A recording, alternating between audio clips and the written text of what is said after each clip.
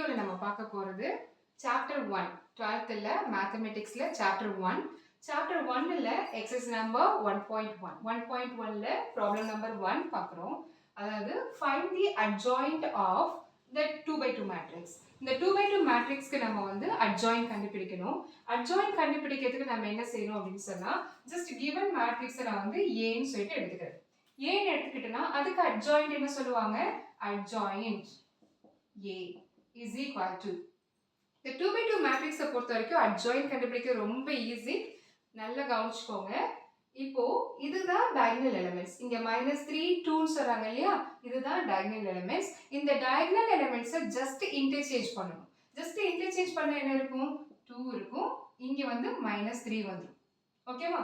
இந்த 2 இங்க போய்டும், -3 இங்க வந்துடும். Next other elements. இது இல்லாம நெக்ஸ்ட் அதர் எலிமெண்ட்ஸ் என்ன இருக்கு? 4 இருக்கு, 6 இருக்கு.